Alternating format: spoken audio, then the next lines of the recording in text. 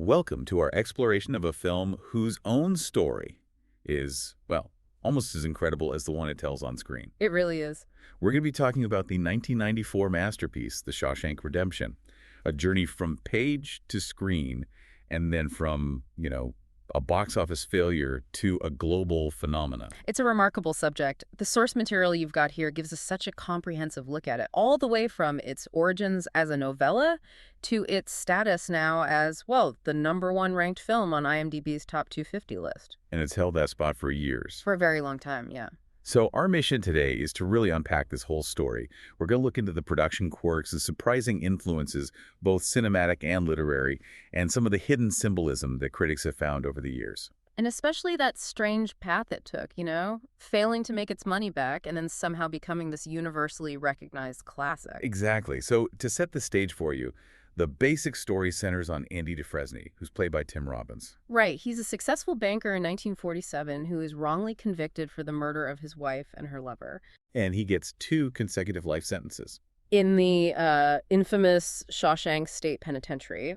The whole film is about his 2 decades inside, focusing on his friendship with another inmate, Red, played by Morgan Freeman. And his entanglement with the really deep corruption that's run by the prison warden, Samuel Norton. Yeah, he's the core antagonist. What's so fascinating to me is where this story came from. It wasn't some high-concept screenplay. It didn't even start as the kind of Stephen King horror story that everyone associates him with. Not at all. Its roots are in this collection of 4 novellas King, published in 1982, called Different Seasons. He was specifically trying to explore other genres, wasn't he? That's absolutely right. King was very deliberately trying to avoid being pigeonholed as just the horror guy. That collection was his statement, to show his literary range. And it gave us 2 of his most acclaimed non-horror film adaptations.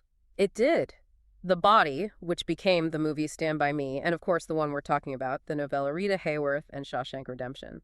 It's pretty striking that the pivot away from his brand ended up producing the film he's most critically recognized for.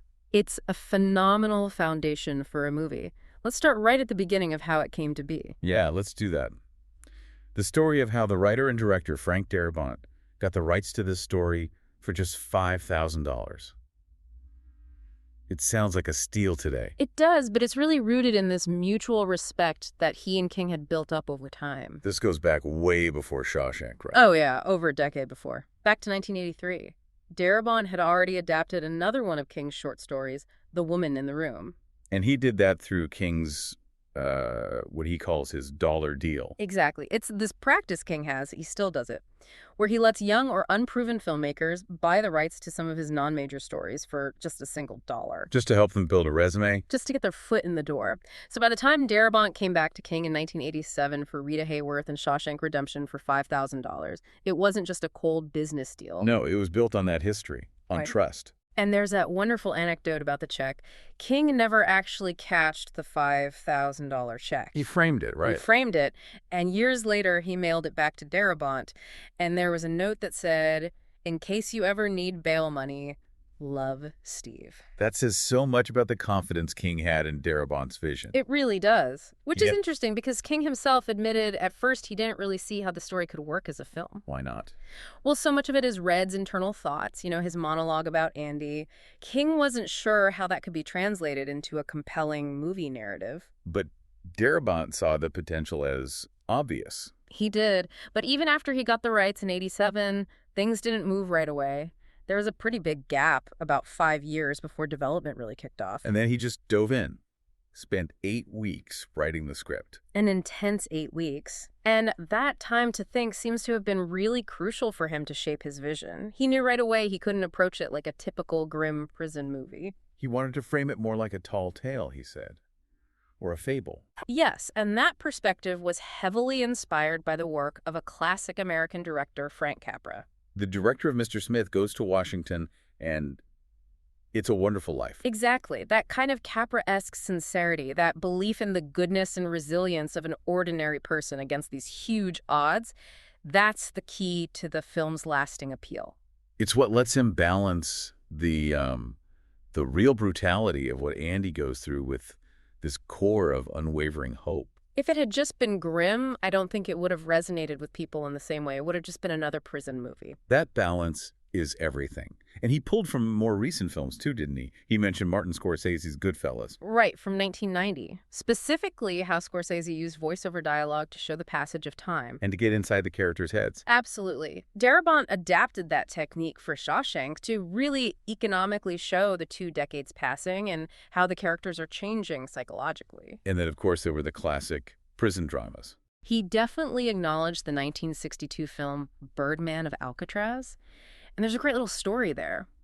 While Darabont was out scouting locations, he actually ran into the director of that film, John Frankenheimer. No way. Yeah, Frankenheimer was scouting for his own prison project, and he stopped and gave Darabont advice and encouragement. It's like a passing of the torch. That's incredible. So once the script was done, Hollywood noticed pretty quickly. Instantly. This is where the studio battle really begins. The script was in very high demand. The main company interested was Castle Rock Entertainment, which eventually made the film. And one of its co-founders was the director Rob Reiner, who had a great track record with Stephen King adaptations. He just turned The Body into Stand By Me. So Reiner was really passionate about the Shawshank script. So passionate that he offered Darabont a huge amount of money, somewhere between $2.4 and $3 million. Which for a first-time feature director is an insane amount. A life-changing amount, but there was a catch. He had to step aside and let Reiner direct it himself. Right. And Reiner had his own cast in mind. He wanted to cast Tom Cruise as Andy Dufresne and Harrison Ford as Red. Wow. I mean, just stop and think about that version of the film. It would have been a profoundly different movie, probably much flashier, but it might have lacked that quiet internal quality that Robbins and Freeman brought to it. So Darabont had this huge choice to make. Take the money and be set for life, but give up his vision. Or insist on directing it himself, even with no experience, and risk losing the whole deal. He chose the vision. He did. He famously said something like, you can continue to defer your dreams in exchange for money and die without ever having done the thing you set out to do. And that's why we have the movie we have. It is. Tom Cruise did end up passing on the role because Darabont was inexperienced, but Castle Rock still decided to back Darabont. So within 2 weeks of the script going around, he had a $25 million budget and started pre-production in early 1993. Which brings us to casting. And the process for finding Andy Dufresne is this fantastic rabbit hole of what-ifs. It really is. I mean, once Reiner's offer was off the table and Tom Cruise walked, the list of major actors considered for Andy was just extensive. A real who's who of Hollywood leading men. You had veterans like Clint Eastwood and Paul Newman being considered early on. Then the contemporary stars. Yeah. Tom Hanks was actually Darabont's top choice, but he was busy with Forrest Gump. Right. Kevin Costner passed on it to do Waterworld, which was a choice. A very different film. And then you had names like Johnny Depp, Nicolas Cage, even Charlie Sheen being floated around. It just shows how good the script was, that everyone was interested. But it's so hard to imagine anyone but Tim Robbins in that role now. Impossible. Darabont finally cast him after seeing his performance in Jacob's Ladder. He has that perfect mix, doesn't he? Yeah. That sort of intellectual distance, but also this quiet, unbreakable resilience. And Robbins really committed to the role. His preparation was intense. He went to a zoo to observe caged animals.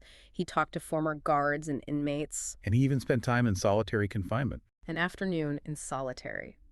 And had his arms and legs shackled for a few hours. That kind of immersion, it must have been essential for capturing Andy's internal state. Now, the casting for Red is just as interesting, maybe more so, because the original novella imagined a totally different character. That's right. The sources are very clear on this. In King's novella, the character Ellis Red Redding is a white Irishman. But the producer, Liz Glotcher, just ignored that description and suggested Morgan Freeman. And the idea just clicked immediately. And they put that little nod to the change in the film itself. Right, when Andy asked him why he's called Red. Freeman's character says with that great dry humor, maybe it's because I'm Irish. Freeman himself said he didn't feel the need to do a ton of research, right? Yeah, his reasoning was that the basic nature of people, their emotions, their friendships, that doesn't really change just because they're behind bars. So let's talk about the setting. Shawshank Prison is such a huge character in the film. Darabont found a very specific place that gave him that perfect, decaying look. The Ohio State Reformatory in Mansfield, Ohio. It was perfect because of its Gothic architecture. That incredible, imposing look. But, just as important, it was completely abandoned. It had been shut down in 1990 because of inhumane conditions. So the production could basically take over without the huge logistical and security problems of filming in an active prison. Exactly. But while the exteriors are the real reformatory, some of the interiors had to be changed. Right. Darabont had a very specific vision for the main cell block. He wanted the cells to face each other. For better camera angles, and to really emphasize that shared experience of being trapped. And the real cells didn't do that. No. So they built a custom soundstage for the main cell block scenes inside a nearby closed-down Westinghouse factory. But they did use the real decaying rooms of the reformatory for other key areas. Oh, yeah, the warden's office, the administration rooms, the admittance area where Andy first arrives, all that was the real deal. Now, the actual filming sounds like it was a grueling experience. It was. Principal photography was over a very difficult 3 months in the summer of 1993. We're talking 18-hour workdays, 6 days a week. It's a brutal schedule. And that kind of pressure, it's bound to cause some friction on set. It did. Morgan Freeman was pretty open about finding Darabont's process. Frustrating at times. Because of all the retakes. So many retakes. He recalled that the very simple scene where Andy first asks him for the rock hammer took 9 hours to film. 9 hours. For that short scene. Yeah, and that kind of repetition clearly wore on the actors. Freeman admitted he sometimes just refused to do more takes. And there's the story about his arm being in a sling. After throwing and catching a baseball for 9 straight hours for another scene, he just showed up the next day with his arm in a sling. Darabont later said making the film was a huge learning experience for him, especially dealing with the cast and the cinematographer, Roger Deakins. A world-class cinematographer. And they disagreed on the visual style sometimes. Darabont wanted these big, scenic shots. Whereas Deakins wanted less scenery, harsher lighting, really trying to emphasize the claustrophobia of the prison. Which, in the end, probably made those final wide shots of freedom even more powerful when they finally come. It's that contrast, yeah. We absolutely have to talk about the most iconic physical sequence in the movie. Yeah. Andy's escape through the tunnel. Oh, absolutely. The commitment Tim Robbins showed there is just legendary. Especially the part where he crawls through what the film calls a river of... A river, well, let's just say a sewage pipe. The production notes do clarify, thankfully, that the substance was a mix of water, chocolate syrup, and sawdust. Thank goodness for that. Mm-hmm. But the external environment was much worse. Much worse. The stream he emerges into was real, and a chemist had actually certified it as toxic. So what did they do? The production team had to dam it up and treat it with large amounts of chlorine to make it even remotely safe for Robbins to film in. And Robbins just called himself a good soldier for doing it. Whatever it takes to get the shot. And what a shot it is. That image of Andy standing in the rain, arms wide open. It's one of the most famous moments in cinema history. It is. A symbol of release, of rebirth. And yet there's that surprising detail that the cinematographer, Roger Deakins, reportedly considers it one of his least favorite shots. Isn't that incredible? He felt he overlit it, made it too bright, and that it maybe lessened the impact of all the darkness that came before. Wait, so the most iconic shot of freedom in the movie, the director of photography wasn't happy with it? Apparently not. That just speaks to the creative tension on set, doesn't it? The director's big thematic vision versus the cinematographer's technical perfectionism, all in one frame. It suggests that sometimes the emotional power of a moment just transcends the technical side of it. Darabont strongly disagreed with Deakins' assessment. Though he did regret not getting a close-up of Robin's face right at that moment. Yeah, he said the schedule was just too tight to get it. Okay, let's shift from making the film to the story itself. The years of pain and injustice Andy Dufresne had to go through. He arrives at Shawshank in 1947. Right, sentenced to 2 consecutive life sentences for a crime he didn't commit. And those early years are vital for setting the stakes. He's assigned to the prison laundry, and because he's this quiet, educated man, he immediately becomes a target. A target of the Sisters, a prison gang that specializes in violence. Andy is subjected to these frequent, brutal assaults. The film really doesn't shy away from showing him as a victim of this relentless cruelty. He can't defend himself, and the guards are just looking the other way. And showing that suffering is so important for understanding the weight of his resilience later. As the audience, you feel this immense sympathy for him, for the injustice of it all. Things only start to change for him in 1949, and it's all about money. It is. Andy uses his skills as a banker. He overhears the captain of the guards, Byron Hadley, a truly brutal man, complaining about taxes on an inheritance. And Andy offers to help him shelter the money legally. And that act immediately buys him a degree of protection. but not before one last terrible attack from the sisters. And Hadley's reaction to that final assault is the real turning point. He cripples the gang leader, bogs Diamond, beats him almost to death, and then has him transferred out. The message is sent. Andy is now a valuable asset. He's untouchable. And that's when he moves from being just a victim to becoming this indispensable tool of the systemic corruption run by Warden Samuel Norton. Right. Norton, who projects this image of being very pious and righteous, reassigns Andy to the prison library. But the library is just a cover. Purely a cover. His real job is to manage the finances for Norton and the other prison staff. Norton was running a huge money laundering operation. And Andy was the key. The one person who could make it all work. So let's break down that corruption because it's pretty central to the plot. Norton was basically running a captive labor company. He used prison labor for public works projects. Right. Building roads, cleaning tanks. Yeah. Things like that. He would underbid legitimate businesses and then get massive kickbacks and payoffs. And Andy's job was to launder all that dirty money using the fake identity of Randall Stevens.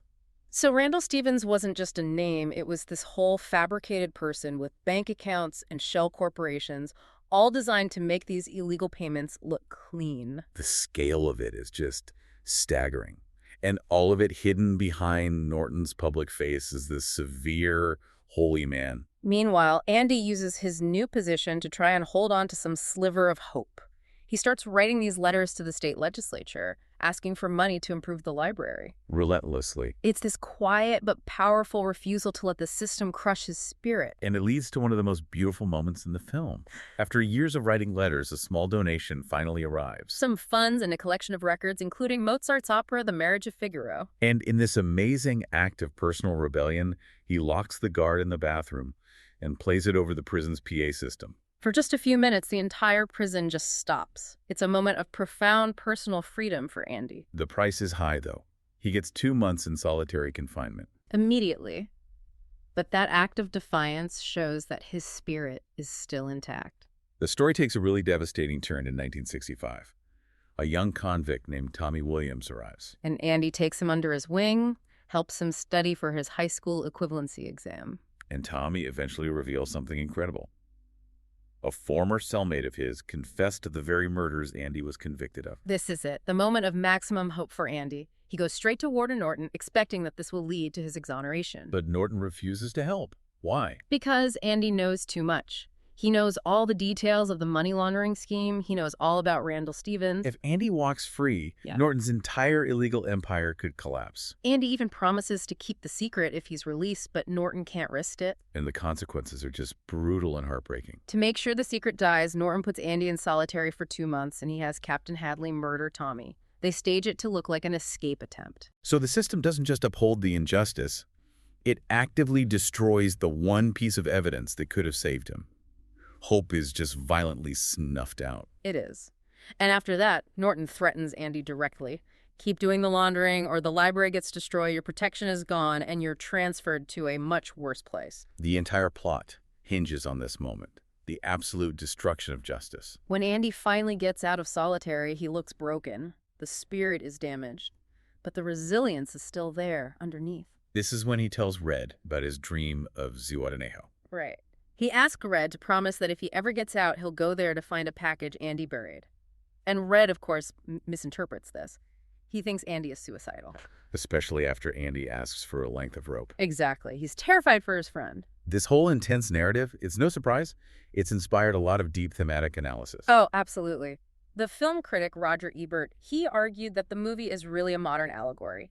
It's about maintaining your own self-worth and integrity inside a hopeless system. Andy's quiet integrity is the central theme. For sure. And beyond that, the sources really dig into all the layers of Christian mysticism that are woven into the story. Andy is often seen as a kind of messianic, Christ-like figure. Red, our narrator, even says early on that Andy has this aura about him that protects him from the worst parts of Shawshank. And the visual details support that reading. Think about the scene where they're tarring the prison roof. The analysis compares it to The Last Supper. It does. Andy gets beer for 12 inmates, 12 disciples, you could say, and Red describes them as feeling like the lords of all creation. It's like Jesus blessing his disciples. Even finding the Mozart record is described in the screenplay as being like finding the Holy Grail. And the villains fit perfectly into this symbolism. Warden Norton quotes Jesus directly to Andy. He says, "I am the light of the world." Basically declaring himself as Andy's savior. Or his moral authority. But that phrase is also sometimes linked to Lucifer, the light bearer, before he fell. So Norton is imposing his own law. He's acting like a tyrant god, not upholding any real law. And the source material points out that the warden's look, his sanctimonious speeches, they're often compared to former President Richard Nixon. Projecting this upright public image while running these corrupt schemes behind the scenes. It's all about that hypocrisy of power. But the ultimate theme is freedom, and that's embodied by Zihuatanejo. That Mexican Pacific Coast town, Andy describes it as a place with no memorial, a blank slate, a place where the Pacific Ocean can just wash away your sins. There's a deep philosophical idea there. The analysis suggests that Andy only starts talking about Zihuatanejo after he accepts his own role in what happened to his wife. Right, even though he didn't pull the trigger, it's accepting his own personal guilt that opens the door to this idea of paradise. And some critics, like Mark Kermode, see Zihuatanejo as a Nietzschean idea of guiltlessness. What does that mean in plain terms? It's about achieving freedom by moving beyond traditional moral laws. It's not about seeking forgiveness in a religious sense, but about wiping the slate clean of societal judgment and personal sin, a secular escape. Tim Robbins himself said that Zihuatanejo represents the escape we can find after surviving whatever jail we're in. A bad job, a toxic relationship, or a literal prison. It's that resilience. It's what the philosopher Jean-Paul Sartre called freedom, an ongoing project, not a final state.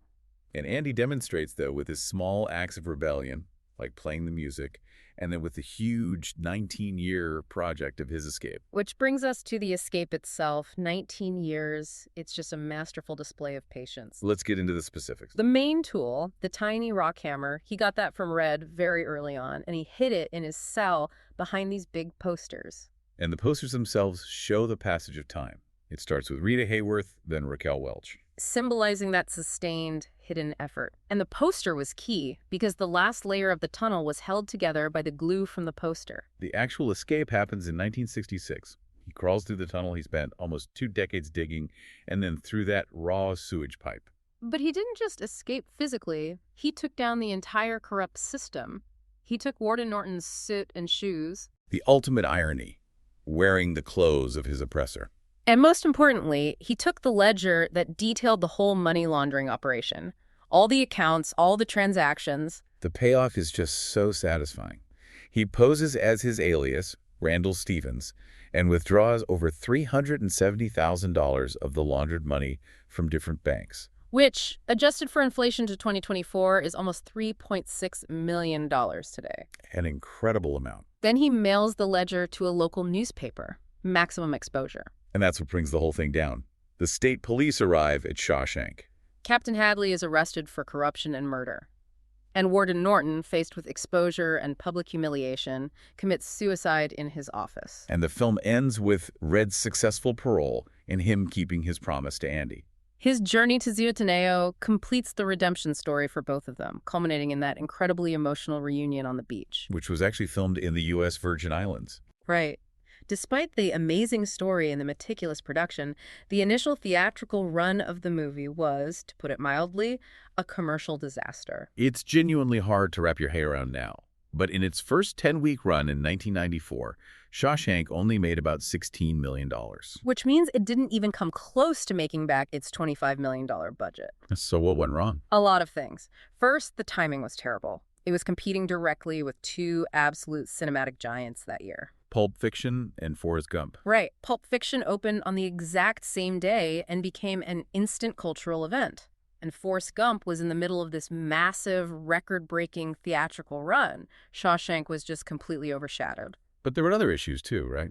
Yeah, analysis points to a few things. Prison films in general just weren't very popular. People saw them as bleak and depressing. And the marketing didn't really capture the film's message of hope. Not at all. It focused on the grim setting. Plus, the fact that there are almost no female characters was seen as a potential problem for drawing in a wider audience. And even the title itself was a problem. Morgan Freeman blamed the title. He said it was just confusing and hard for people to remember.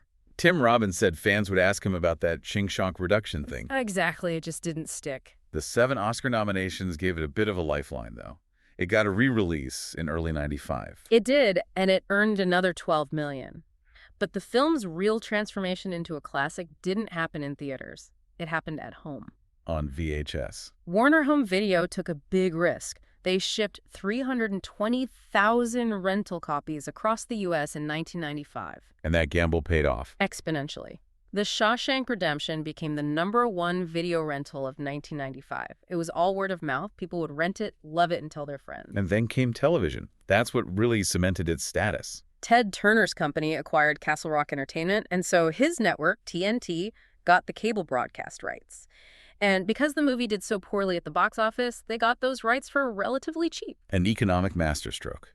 Absolutely. Starting in 1997, TNT started airing it all the time. They could show it frequently for a low cost, but still charge premium ad rates because it was such a reliable ratings winner. And that constant exposure is what made it a cultural phenomenon. By 2013, it had been broadcast so much it had taken up 151 hours of airtime on 15 different cable networks. That's up there with classics like Scarface. The financial legacy today is just enormous, isn't it? Totally disconnected from that initial failure. By 2014, the film had apparently made an estimated $100 million for Warner Bros. It's one of their most valuable library assets. And the actors were still getting huge residual checks decades later. Bob Gunton, who played the warden, confirmed he was still getting substantial 6-figure payments, which is incredibly rare for a film that old. And its critical legacy is now undeniable. It was nominated for 7 Oscars, the most ever for a Stephen King adaptation. But famously won none. It got completely shut out by the competition that year. But critics and the public came around.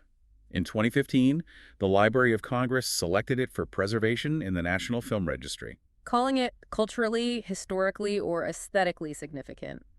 It consistently outranks films like Forrest Gump and Pulp Fiction on lists of the most inspiring movies. and its global popularity is just massive. It's been #1 on IMDb's Top 250 since 2008, above even The Godfather. And you hear people like Nelson Mandela citing it as a source of personal inspiration. Steven Spielberg called it a chewing gum movie. If you step on it, it sticks to your shoe. Referring to that sticky, lasting appeal it has. And finally, the film's legacy has had a real-world impact on the local economy in Ohio. It has. The Ohio State Reformatory was actually set to be completely torn down after filming, but a local preservation society bought the site for $1. And now it's a historical landmark. It's the center of the Shawshank Trail, a series of 15 stops in the area that brings in thousands of tourists every year. Generating millions in local revenue. Over $16 million in 2018 alone. Those decaying, abandoned locations are now vital economic drivers for the region. Though sadly, that iconic oak tree, the symbol of hope where Andy leaves the note for Red, that's gone. Yeah, it was split by lightning in 2011 and then completely felled by strong winds in 2016. But its remains were actually salvaged and turned into memorabilia. So in a way, its legacy continues. The story of the Shawshank Redemption is just. It's an unbelievable narrative in itself. From a non-horror Stephen King novella to a struggling movie to this universally beloved classic. A classic about resilience, hope, and the incredible power of friendship. It's a film that people initially struggled to define, but its longevity is clearer than ever now. Just an exceptionally powerful story with a human spirit. And, considering all the analysis that's been done, so much of it focuses on Andy and Red's relationship. It's this profound, non-sexual story between two men, and it's built on shared joy and quiet humor. So we'd like to leave you with this to think about. What specific aspect of their connection, separate from the usual movie tropes of car chases or big heists, what part of that relationship do you think truly unlocks the film's universal message about what real lasting freedom is? That's definitely something to reflect on. Absolutely. Thanks for listening.